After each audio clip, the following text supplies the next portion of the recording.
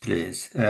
So our lab, known as proteomics, metabolomics lab, but this is just because metabolomics and proteomics are main tools. And we study metabolites and proteins not just at steady levels, but their dynamics, their fluxes. So how they synthesize and degrade. So this is main theme, but of course we develop methods and then we apply this method to different diseases. And it happened that I worked 8 years at the Cleveland Clinic here, which is very famous for cardiac, hepatic research as well. And over there, I was part of the hepatology department where we studied liver diseases. And since non-alcoholic fatty liver disease is metabolism-related disorder, so I had to also study diabetes and both non-alcoholic fatty liver disease and diabetes-related cardiovascular complications. And another directions that we are following, alcoholic liver disease, because we had liver center at the Cleveland Clinic, which basically combined investigators from both alcoholic and non-alcoholic fatty liver diseases. And more specifically, our new direction in the lab is understanding the disease mechanisms through post-translational protein acetylation. Rival to phosphorylation, as we call now, acetylation can regulate metabolism, protein-protein interaction, all aspect proteostasis, basically. Protein stability, protein turnover, protein DNA interaction. So we try to understand how either metabolic disorders related alterations in acetylation could be involved in mechanisms that can affect either non-alcoholic or alcoholic fatty liver disease.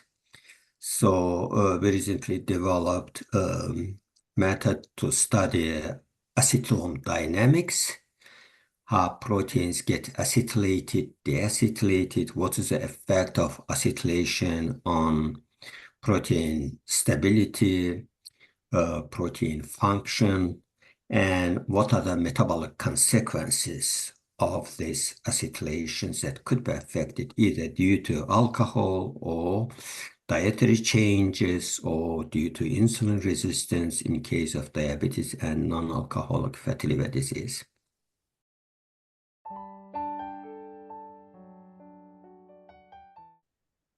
Yeah, thank you. So this work originates from previous work on the role of ceramides as intermediate mediators of lipotoxicity. So originally, we developed a method to study overall ceramide metabolism, and we applied this to study non-alcoholic fatty liver disease, diabetes, and I believe diabetes paper got like close to 700 or 800 citations. So we basically, what we are trying to understand is the role of ceramides in first, insulin resistance, second, in lipotoxicity. And lipotoxicity term actually coined because of ceramides when in early years it was found out that pancreas cells, when they expose ceramides or ceramide concentration increases, pancreas cells die. Then he coins this lipotoxicity term because of increased ceramides. So then the question is, if ceramides are increased, what's the cause of this increase? So ceramides are coming from different pathways. De novo synthesis, if we have high-fat diet, basically palmitic acid as a precursor will increase de novo ceramide synthesis, but ceramide also are intermediates for multiple other sphingolipids. Basically, many other sphingolipids will be synthesized from ceramides, or when they degrade it, they also will generate ceramide. So therefore, there are three major pathways of ceramide production. One is de novo, which I mentioned. Second one, sphingomyelin hydrolysis, which is actually big storage of ceramides, and they are important molecules for cell membrane. And third one, salvage pathway through degradation of all other sphingolipid species. So this is one key question. And another key question is how ceramide exert its toxicity, lipotoxicity. So a little bit earlier, people studied the role of ceramides in ER stress. And then it's become clear that ceramides also can induce mitochondrial dysfunction. But how mitochondrial dysfunction related to ceramides, very little known. And in order to study this mitochondrial dysfunction related to ceramides, one has to study again ceramide metabolism, ceramide turnover in the mitochondria. So this is how, with our collaborator from University of Missouri, she had a keen interest in mitochondrial dysfunction, and we set this method using serine tracer, because for ceramide synthesis, we need serine as amino acids in addition to palmitate.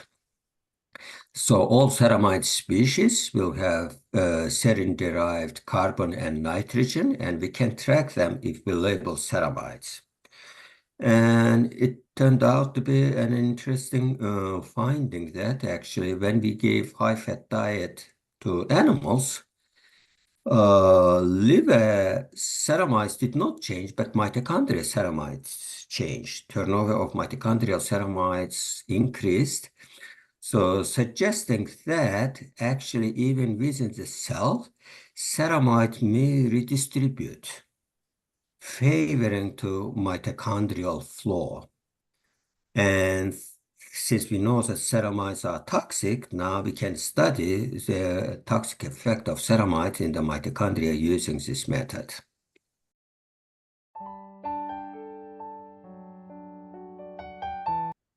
Very good. Yeah, my understanding is that now that we are living in the era of big data, so applying different omics approaches to different diseases, including NFLD, will be a next trend in liver research. Some groups are already doing that. I know Liver Center at the Cleveland Clinic, even they have like a special position data analyst whose main responsibility is just to analyze big data sets. And you can see new papers coming how to integrate multi-omic data sets. So after genomics success, many discoveries made, but now transcriptomics coming to field, highlighting several discoveries, and proteomics, metabolomics, fluxomics. So I think that all this together will have huge advancement, not only in hepatology field and in many other disease fields. So this is just one general. But second, I think that is one of the main issue in liver research is that still we lack non-invasive marker of liver fibrosis. So there are different combined markers looking at liver fibrosis.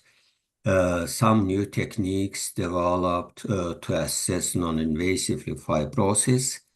But still, if you talk to hepatologists, they will say that, liver biopsy is the main, most reliable way to assess liver fibrosis.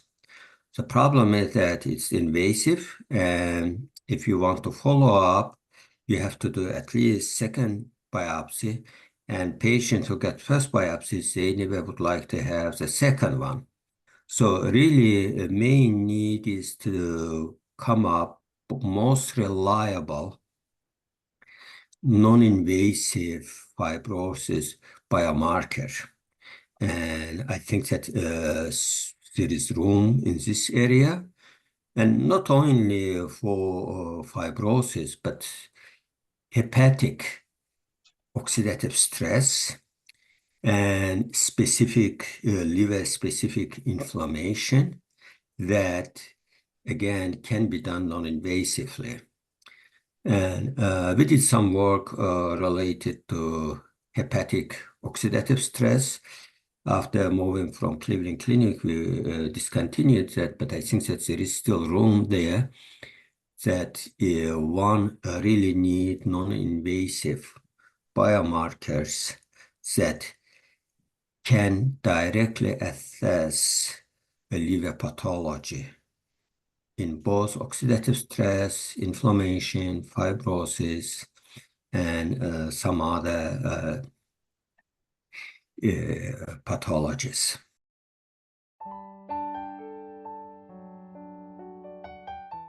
Sure. Of course, most important quality is curiosity. Curiosity, as long as we are curious to understand why, to ask the question why and how, so there is always something new that needs to be discovered. So the second, I believe, important quality is, as Churchill said, the road to success is moving from one failure to another failure. Science is not direct discovery, never. There is always something that we have to find out through failures. And if someone can resist these failures and go through, they can achieve, especially I'm talking about young scientists. So, and what I can advise, now that we talked about big data, so regardless which area, there is need for big data generation and analysis, which means that artificial intelligence is coming and can help to answer many questions, but it never will replace human. So in order to use all this information, basically everyone should know just the very basics of bioinformatics, maybe coding, big data analysis, always learn other new techniques, technologies, just by knowing, handling, applying new techniques, we can do much faster, more important discoveries.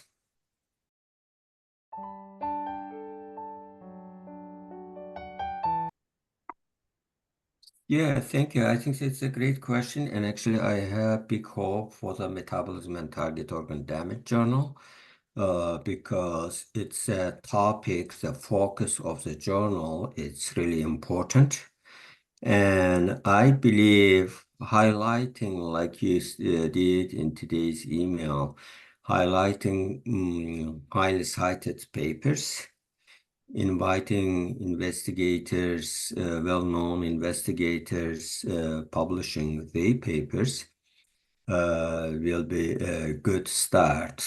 We just submitted our paper, and actually, I'm hoping to see it in your journal. Hopefully, it will have good citation because of the topics that we are focused. And again, I think that yes, highlighting this areas of interest will be most important attraction point.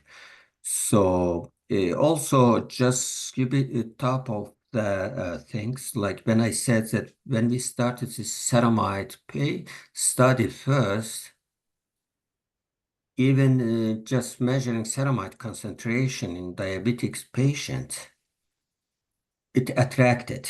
Now,